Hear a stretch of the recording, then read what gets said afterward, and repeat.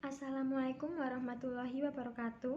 Perkenalkan, nama saya Alfarika Resa Zanuaristi, NIM 2104011400098 dari Prodi PGSD Universitas PGRI Kanjuruhan Malang.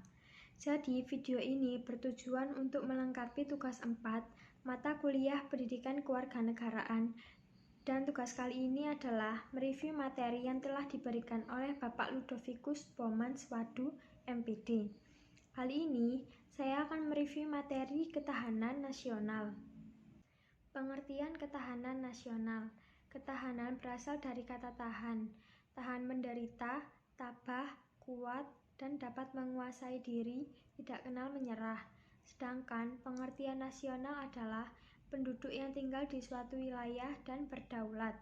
Jadi, pengertian ketahanan nasional adalah kondisi dinamis suatu bangsa yang berisikan keuletan dan ketangguhan dalam menghadapi serta mengatasi segala bentuk ancaman, gangguan ataupun hambatan dari dalam maupun luar negeri. Ketahanan nasional sebagai suatu kondisi.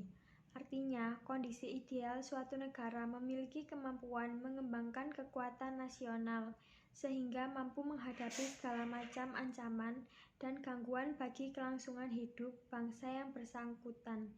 Bentuk ancaman tersebut bisa bersifat langsung ataupun tidak dan sangat membahayakan integritas, identitas, bahkan kelangsungan hidup berbangsa serta bernegara.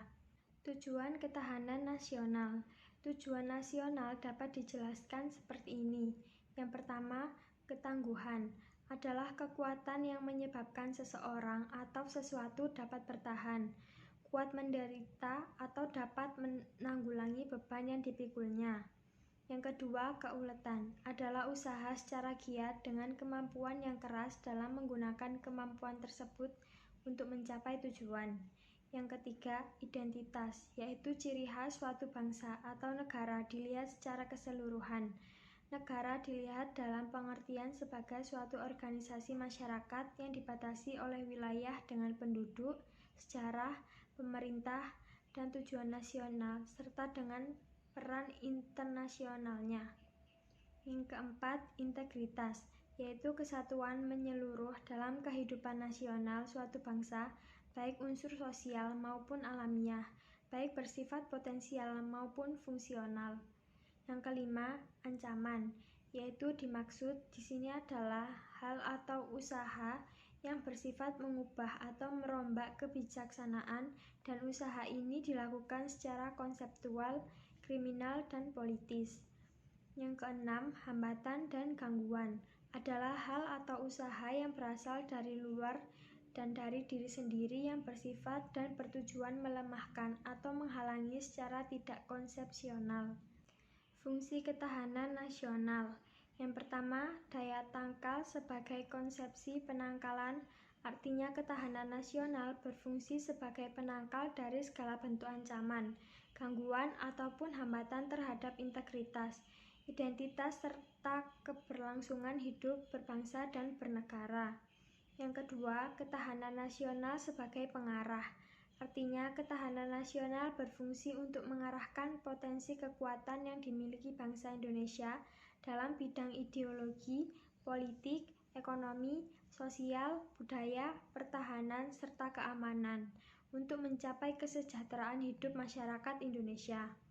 Yang ketiga, mengarah dalam penyatuan pola pikir, pola tindak, serta cara kerja yang intersektor serta multidisipliner. Hal ini bisa dicapai bangsa Indonesia lewat kebijakan yang dibuat pemerintah dan menerapkannya dalam kehidupan berbangsa dan bernegara agar masyarakat dapat hidup adil dan makmur. Sifat-sifat ketahanan nasional. Yang pertama, mandiri.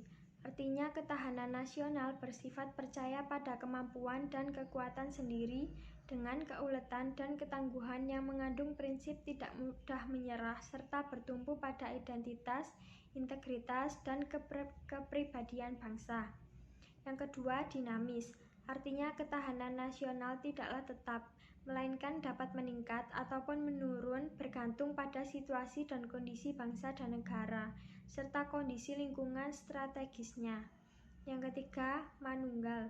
Artinya ketahanan nasional memiliki sifat integratif yang diartikan terwujudnya kesatuan dan perpaduan yang seimbang, serasi, dan selaras di antara seluruh aspek kehidupan bermasyarakat, berbangsa, dan bernegara. Keempat, wibawa. Artinya ketahanan nasional sebagai hasil pandangan yang bersifat manunggal dapat mewujudkan kewibawaan nasional yang akan diperhitungkan oleh pihak lain sehingga dapat menjadi daya tangkal suatu negara. Kelima, konsultasi dan kerjasama. Artinya ketahanan nasional Indonesia tidak mengutamakan sikap konfrontatif dan antagonis, tidak mengandalkan kekuasaan dan kekuatan fisik semata, tetapi lebih pada sifat konsultatif dan kerjasama serta saling menghargai dengan mengandalkan pada kekuatan moral dan kepribadian bangsa. Sekian pembahasan materi ketahanan nasional tadi. Saya Alfarika Resa Zanuaristi, mohon maaf apabila ada ucapan ataupun salah kata. Saya akhiri, Assalamualaikum warahmatullahi wabarakatuh.